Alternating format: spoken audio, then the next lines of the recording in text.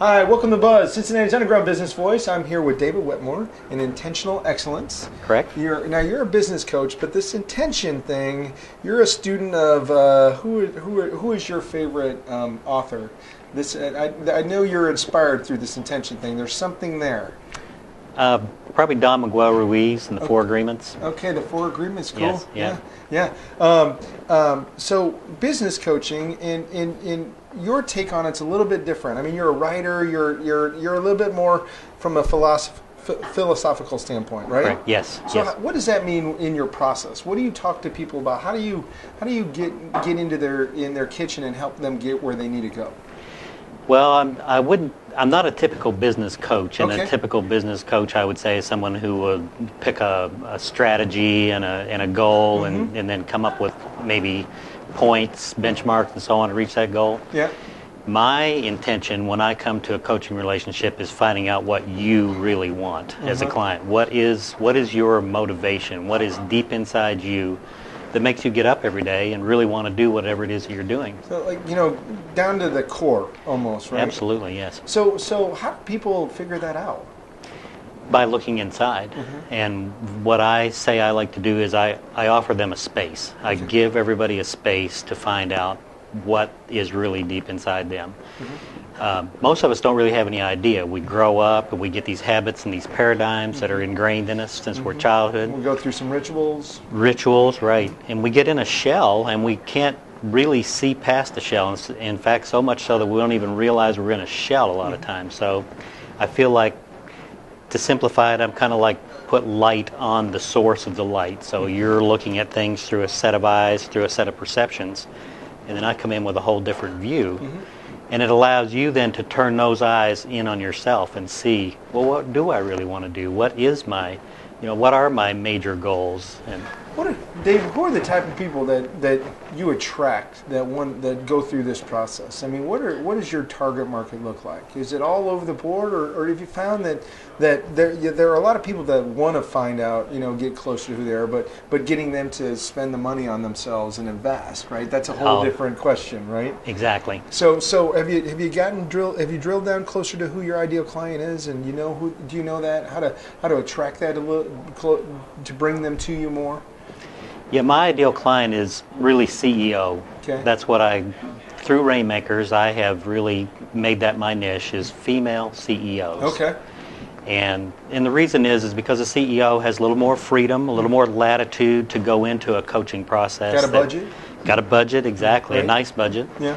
And they're not constrained. When you go down in an organization, especially, you get down to the HR people and so on, and they're kind of constrained by compliance and rules.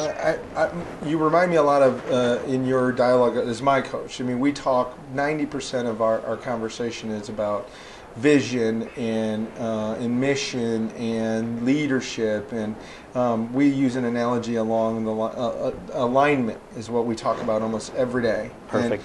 And my job is to align people and to not, it's not to change them, it's not to figure out how to motivate them. It's about to get them aligned with us, because motivation comes and goes.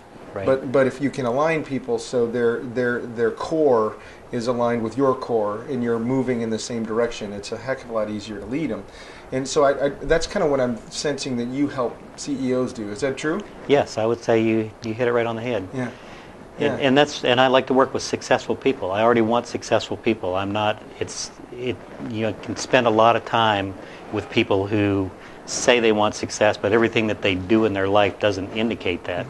So when you get to a higher level, like a CEO level, those people generally know what it means to be successful. Yep. And a lot of times they're at a place where do I go next? Yep. I'm the CEO. What's the next? So here's a difference between you and me is I'm going to come in and help people figure out their KPI, figure out how to measure what success is and what success is not, how to manage resources more effectively to create more dollars on the output. You're the type of CPO, you're the type of coach that comes in and they've already figured that out. They've already been successful in it, and now they're to the now what phase. Right. It's like, all right, I spent all this time and energy to get here. is here really where I want to be? You're exactly right. And did I just create a monster that beats me, like a drum? And am I trapped? Can I get out? What does that look like? That space that I hear you talking about, we call it the getting to calmness of mind. Yes. Finding that space where you're okay with just being, quiet, right? Exactly. So I didn't mean to fill your whole space. No, that's fine. That's perfect. So obviously I need some more work. No. So you're fine. What inspired you to get into this? I would say about 10 years ago, I realized that I was in a bad place myself. Mm-hmm. I was successful by all external measures. I had my own company. Mm-hmm. I was doing environmental consulting, mm-hmm. good solid industry. Mm-hmm. But I realized that I was really underperforming, that as far as life skills, mm-hmm. my life skills were deficient in a lot of ways, mm-hmm. I felt. So I started working on myself. Mm-hmm. I said, hey, it's got to be better. I've got to be able to do better. And the 4 Agreements, that's why I mentioned mm-hmm. that earlier. Yeah. That was the book that kind of turned the trick for me. Mm-hmm. And I said, 4, I can easily do 4. So I started monitoring it, and one thing led to another. I realized that my true calling was to be a teacher. Mm-hmm. I've always been a teacher in whatever profession or my family. I'm always the head, the patriarch, blah, blah, blah. And it just went down that road. And as I went down that road, I had a little kind of an epiphany that said, life coaching, let's do life coaching. That'll incorporate it all. That'll incorporate the personal growth and development. That'll allow me to help other people find it themselves. Mm-hmm. So you start people on their process to further your own process. Oh, absolutely. Mm-hmm. And like this morning was a perfect example. I was at a table with 4 other people, and our exercise, as you know, I don't know if you know or not, you weren't here, mm-hmm. was to state our biggest obstacle. Mm-hmm. And of course, all 4 of the people at the table had the exact same obstacle that I did. Mm-hmm. It was, we attract the things that we really need to work on. So. Yeah, yes, we do. Yeah, so. It's scary sometimes. It is scary. Yeah, I go, really? Am I that bad? But, yeah. It's amazing how your life shows up, right? Yeah, it does. David, every day. You've been blessed.